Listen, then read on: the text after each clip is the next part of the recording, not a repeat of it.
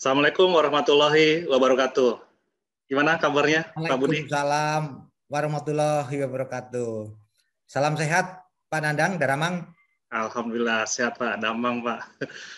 Kita berjumpa di sini, Pak, dalam rangka diskusi.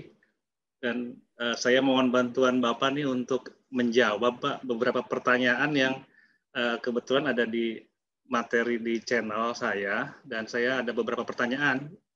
Di situ ada dalam forum komentar beberapa subscriber atau beberapa teman-teman atau masyarakat ada yang bertanya terkait banyak hal, Pak. Dan di antara banyak hal itu ada beberapa yang sepertinya perlu penjelasan lebih lanjut. Dan di sini saya tahu Bapak sangat berpengalaman tentang hal ini, apalagi terkait materi-materi di bidang pertanahan. Jadi kalau saya coba simpulkan, ada beberapa pertanyaan yang kita akan coba bahas di sini, khusus terkait dengan hak atas tanah, Pak. Terkait dengan hak atas tanah, saya coba tunjukkan dulu, Pak, beberapa pertanyaannya.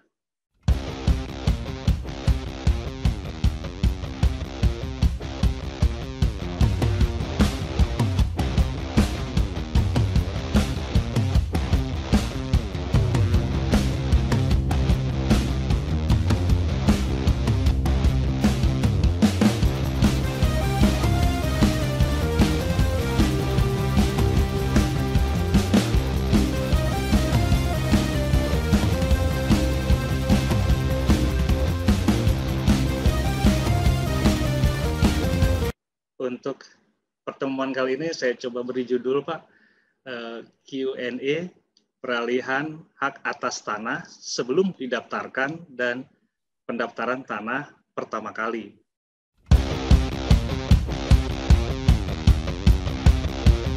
Pak, tolong bahas materi pemberian hak konversi, pengakuan hak, dan penegasan hak, perbedaan, dan pembuktian yang diperlukan untuk memperolehnya. Kita coba yang pertama dulu, Pak. Mohon bantuannya, Pak, supaya lebih jelas terkait hal ini. Baik, Pak Nandang, sahabat saya, rekan saya yang saya hormati dan saya banggakan, luar biasa nih. Ini kita pertama ya diskusi lewat Zoom karena situasi dan kondisi masih PPKM ya. Tentunya saya mengucapkan terima kasih kepada Kang Nandang udah diundang untuk berdiskusi. Yang kedua tentunya salam hormat saya untuk sahabat-sahabat saya, rekan-rekan saya dan saudara-saudara yang mempertanyakan terhadap apa itu tentang pertanahan dan keagrariaan. Kemudian yang ketiga tentunya kita tetap jaga prokes karena suasana masih dalam diselimuti COVID-19 ya. Tentunya kita harus patuh pada prokes yang pertama. Yang kedua, Kang Nandang udah kenal saya, tapi teman-teman mungkin belum ya. Barangkali saya Pak Budi Suryanto. Basic saya sesungguhnya saya berangkat dari birokrasi, tapi birokrasi yang paling terbawah yaitu petugas ukur, tukang ukur atau mantri ukur gitu. Dulu istilahnya mantri ukur ya. Saya karir sejak tahun 80-81 Pak Nandang. Kemudian alhamdulillah saat itu ya tukang ukur, koordinator ukur, koordinator permasalahan. Jadi disitulah saya digembleng. Ternyata permasalahan atau PMP dulu itu ternyata di situ kawah candra di muka buat saya ya, buat saya. Nah berangkat dari situ akhirnya seiring jalan sambil kenalan dulu nih ya. Saya tiba-tiba promosi di kasus PMP, eselon 5 dulu ya. Waduh ini tantangan berat. Jadi saya koordinator ukur, kemudian tukang ukur, koordinator permasalahan yang tiap hari notabene ikut sidang. Sidang perdata, sidang tun, seperti itu. Posisi saya waktu itu masih di daerah Jawa Barat, khususnya di Bekasi. Alhamdulillah hingga kasubsi, terus kasih, terus kakan, terus kabit, terus kanwil, terus direktur, hingga sampai di Sesdijen Tata Ruang. Dan sekarang alhamdulillah saya bersama Pak Nandang oleh Pak Presiden Januari 2020 ya. Saya diangkat menjadi WI ahli utama. Barangkali itu perkenalan saya Pak Nandang. Ya, pada gagasan Pak Nandang itu untuk bidang edukasi saya berikan apresiasi terutama ya. Jadi memang kreativitas ini sangat diperlukan, di mana seorang birokrat pegawai tidak melulu pada tugasnya, tetapi kita sekarang dibutuhkan peduli, sensitif, kreatif, dan inovatif. Itu yang terpenting. Jadi semuanya lah, pokoknya sekarang seorang pejabat struktural, baik BI maupun apapun, pada saat sekarang zamannya sudah berbeda. Kalau bahasa saya ada, kita harus peduli, sensitif, kreatif, dan inovatif di situ. Nah, inovatif di sini mulai ada, peduli juga ada, mau menjawab. Karena apa? Karena bicara pertanahan, bicara agraria itu abstrak sekali. Gitu. Nah, itu yang harus saya harus gradasi. Kita harus terbuka. Kita tidak boleh tertutup kurang seperti itu. Okay? Abstrak kenapa? Ya buktinya sekarang satu, banyak orang yang nggak ngerti tentang proses pertanahan. Apa itu pengakuan hak, apa itu konversi, apa itu penegasan hak, apa itu balik nama, apa itu tanda tanah belum terdaftar, apa itu tanah negara, apa itu tanah bekas hak dan tanah negara bekas hak dan lain-lain di situ. Nah, ini perlunya edukasi, termasuk proses, termasuk persyaratan, termasuk biaya. Seyogianya kita walaupun sekecil apapun agama kita menyampaikan adalah walaupun dalam syiar satu ayat pun kita sampaikan. Nah, jadi konteks hari ini luar biasa Pak Nandang, agar semua tertib menuju tertib administrasi pertanahan. Kalau kantornya tertib, SDM-nya tertib, moralitasnya tertib, masyarakatnya tertib, saya yakin tanah bisa mencapai untuk keadilan dan kesejahteraan rakyat. Masih belum disadari bahwa harusnya satu tanah, satu surat, satu pemilik, satu kepemilikan. Kan gitu. Jadi sumber carut marut di situ. Harusnya satu tanah, satu surat, satu kepemilikan. Kalau bicara bikin sertifikat, pertama dari tanah yang belum terdaftar, di sana ada konversi dan ada pengakuan hak. Oke, kalau konversi ya tanah syaratnya lengkap, mulai dari giriknya sebelum tahun 60, kemudian tahun 60, setelah 60, terus riwayatnya juga jelas, peralihan keperdatannya juga jelas, dan bila itu bisa dibuktikan, itu bisa menjadi konversi. Tetapi apabila alasnya kurang, kan gitu, misalkan giriknya ada kan gitu kan, kalau nggak ada juga ada fotokopi induk C desa misalkan seperti itu, kemudian ada jual beli tapi nggak ada tertulisnya kan gitu, tahun 80-90 yang tadinya nama A pindah nama B, tidak ada alas haknya, tidak ada hitam di atas putih, ke nama C tahun 80 bahkan tahun 2000 ke atas nama D misalkan. Nah itu namanya minim alas haknya. Maka itu yang namanya pengakuan dan penegasan hak. Jadi orang mengaku berdasarkan data yang ada, baru kita pemerintah lembaga menegaskan bahwa itu bisa diberikan hak milik. Nah kurang lebih sekilas seperti itu. Jadi ada mulai jenis tanah misalkan tanah negara. Oke, tanah negara ada beberapa, tanah negara bebas, ada tanah negara bekas hak, ada tanah negara yang diogasi oleh kementerian lembaga, ada tanah negara menjadi aset pemerintah atau kementerian lembaga. Kira seperti itu. Nah, kalau tanah belum terdaftar ya tanah yang belum ada sertifikatnya. Tapi kalau tanah yang sudah terdaftar, tanah yang sudah bersertifikat. Kemudian satu lagi, tanah negara bekas hak. Nah, itu tanah negara bekas hak ya tanah yang pernah ada haknya, tetapi haknya ada expire date-nya, ada jangka waktunya. Nah, itu panjang nanti pembahasannya. Tetapi hari ini luar biasa Pak Nandang, bersama-sama untuk kita diskusi sejauh mana sih memberikan edukasi kepada publik, dan saya melihat pertanyaan-pertanyaan begitu manis, begitu cantik dan begitu tajam. Memang hal itu yang ada di BPN. Ya barangkali pemerintah sudah melakukan, dalam ini BPN sudah melakukan edukasi, kemudian sosialisasi, baik lewat media langsung maupun baliho, misalkan lewat medsos dan lain-lain sudah. Tetapi kadang-kadang masyarakat kan butuh komunikasi dual traffic langsung, kayaknya lebih bisa diterima. Dan kadang-kadang informasi di kantah juga mungkin karena kesibukan dan lain-lain kurang bisa diterima. Nah, peluang ini saya berikan apresiasi nih Pak Nandang, Kang Nandang, agar kiranya publik menjadi cerdas, ya, kita menjadi terbuka, kemudian publik jadi mengerti, akhirnya kita sama-sama memahami pelayanan itu akan cepat dan lancar.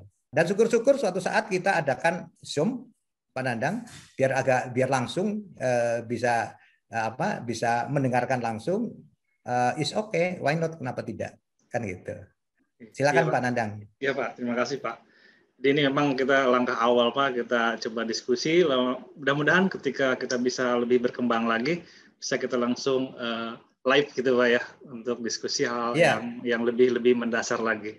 Oke Pak, saya coba sedikit simpulkan Pak, tadi yang Bapak sampaikan terkait dengan konversi terlebih dahulu Pak. Konversi itu berarti berkasnya ada gitu Pak ya, tetap lengkap. Jadi ada sejarahnya gitu Pak ya. Jadi ada urutannya, kemudian didaftarkan.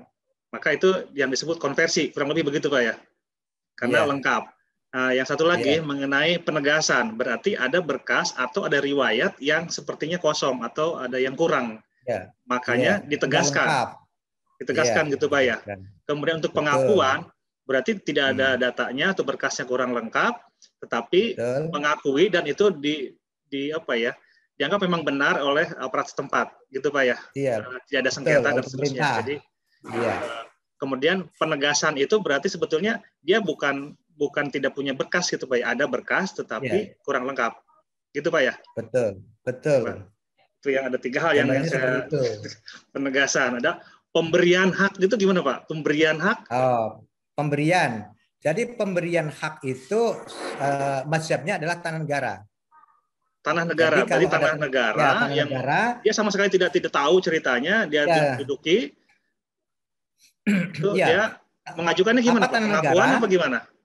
Ya, jadi gini, kalau pengakuan itu ada riwayatnya ya, riwayatnya artinya sebelum-sebelumnya ditentukan oleh lembaga, oleh pemerintah bahwa ini menjadi tanah pemukiman, bahwa ini menjadi tanah adat, seperti itu. Tapi kalau tanah negara adalah pure tanah negara, ya. Saya mengatakan tanah negara yang tanah negara bebas, yang bukan tanah negara bekas hak ya. Kan tadi sudah jelaskan ya. Tanah negara adalah tanah yang belum didaftar, belum ada hak atas tanahnya. Kalau seperti itu. Oke, makanya mungkin yang dimaksudkan adalah tadi, yang pertama adalah tanah negara bebas. Tanah negara bebas ya memang tanah negara yang tidak dimiliki oleh siapapun, tidak menjadi aset pemerintah, tidak menjadi aset pemerintah daerah atau kementerian lembaga, dan itu belum pernah ada haknya. Oke, murni tanah negara. Jadi intinya permohonan hak, kan gitu kan? Kalau permohonan hak berarti BPN bisa memberikan pemberian hak, gitu. Jadi disinilah betul otoritas negara kepada pemerintah melalui ATR BPN akan memberikan hak. Kalau milik adat, ya misalkan itu sebenarnya sudah ada haknya, hak adat kan gitu. Tapi ini sama sekali belum. Jadi akan diberikan hak. Jadi otoritas negara memberikan hak atas tanah.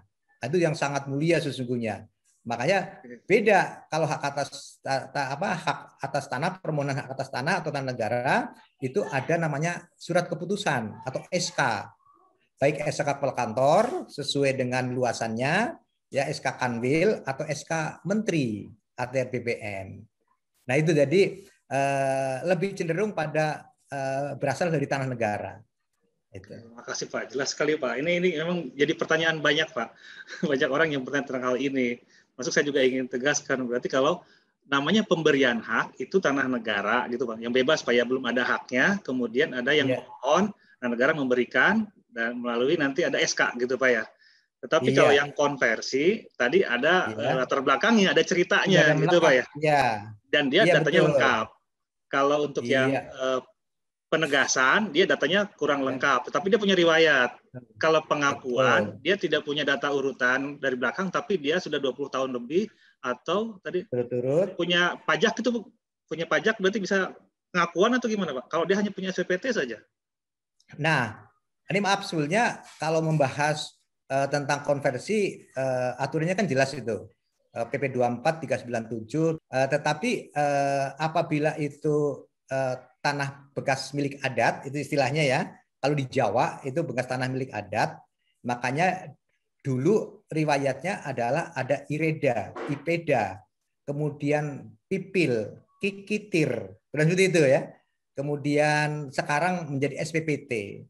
Tapi Kang Nandang sesungguhnya ya ini yang menjadi apa ya, menjadi persepsi publik masyarakat. Mana yang dianggap surat tanah, mana yang dianggap bukan surat tanah. Tetapi masyarakat kita dengan adanya girik, dengan adanya letter D, C desa, induk C desa, itu dianggap surat tanah. Padahal itu bukan merupakan surat tanah. Itu dulu ya. Kemudian SPPT, PBB sekarang kan dianggap surat tanah. Itu sesungguhnya secara yuridis formal adalah itu bukan surat-surat tanah. Nah, itu yang pertama. Yang kedua, kita sering kalau ada pengakuan dan konversi yang bekas milik adat, ya, itu masih bermasa pada girik atau fotokopi induk C desa atau petuk atau petuk D dan macam-macam tuh ya, seperti itu. Padahal Kang Nandang ada peraturan Menteri Keuangan dulu kan adanya di IPEDA, IPEDA kan kantor PBB, PBB kan di keuangan kan itu kan yang nanganin itu. Nah, berdasarkan peraturan Menteri tahun 84, girik-girik tersebut dihapus, tidak berlaku. Kemudian terhadap pemungutan dan termasuk BPHTB-nya diserahkan kepada pemerintah daerah. Dulu BPHTB dan PPH final itu kan pusat, Kementerian Keuangan. Tapi dengan peraturan Menteri maka untuk khusus BPHTB dan IPEDA dan lain diserahkan kepada pemerintah daerah. Dengan undang-undang baru, maka diserahkan kepada pemerintah daerah. Seperti itu. Nah, berangkat dari situ, sekarang apa yang lahir? Dulu setelah girik ada SPOP. Setelah SPOP baru ada SPPT PBB. Itu. Nah, maknanya apa? Nah, siapapun yang menempati tanah dan memanfaatkan tanah dan menggarap tanah, itu wajib ya dipungut pajak bumi dan bangunan. Makanya sekarang ya harus dipahami tuh, kalau ada sertifikat atas nama dadap, tapi fisiknya dikuasai oleh waru, kemudian si waru ini mohon SPPT, PBB, dikeluarkan. Karena yang memanfaatkan tanah tersebut adalah si waru. Itu. Tapi itu artinya apa? Bukan bukti alat sah. Bukti alat sah sertifikat tadi. Kalau SPPT PBB ini hanya bukti bayar pajak tanah dan bangunan. Nah, tetapi dalam pelaksanaan sehari-hari kadang-kadang itu menjadi persyaratan, publik kadang-kadang itu menjadi surat tanah dan kadang-kadang menjadi bahan bahan warkah untuk melakukan perjanjian atau jual beli dan lain-lain. Nah, ini yang bikin sarah kaprah akibatnya tadi. Bisa-bisa ini satu tanah harusnya satu surat, bisa lebih dari satu surat. Saya contoh gini, 60 pernah sertifikat dulu pakai konversi, pakai kalau tanah negara dulu ada SK Kinak atau permohonan hak atau IP4T dan bermacam-macam. Tetapi tanahnya nggak digarap sama pemiliknya tuh. Tiba-tiba ada datang orang baru di situ garap, kan gitu. Iya, betul. Karena tiap tahun dulu Pak Nandang, tiap tahun itu ada lansiran. Ya, ada lansiran itu tahun 60, 70, 80 ada rincikan. Nah, ketika dirincik kalau kantor PBB keluar girik itu. Karena nampatin si waru, makanya giriknya keluar waru. SPPT-nya keluar waru. Padahal udah sertifikat. Nah, yang jadi masalah adalah tadi antara punya girik atas nama waru dan SPPT PBB atas nama waru, padahal sertifikat tanah si dadap, kan? Tiba-tiba diajukan pengakuan dan penegasan hak, diajukan sporadik ke desa. Desa juga nggak tahu bahwa itu udah sertifikat. Nah, ini yang dimaksud dengan keterbukaan mestinya. Akhirnya tadi ketidaktahuan ya menjadikan satu tanah dua surat. Kalau itu sudah disertifikatkan, yang kedua tadi menjadi dua kepemilikan. Nah, ini yang jadi perhatian kita mestinya. Nah, ini kenapa ada sengketa, kenapa ada konflik, kenapa ada overlapping, kenapa ada banyak kepemilikan. mestinya tadi kuncinya satu tanah, satu surat, satu kepemilikan. Terima kasih Pak penjelasannya, jelas sekali Pak. Paling tidak kan sudah bisa paham ya perbedaannya, kemudian juga ini permasalahan-permasalahan yang ada di lapangan, di masyarakat. Jadi kita bisa mengantisipasinya supaya dapat lebih baik lagi untuk administrasi pertanahan.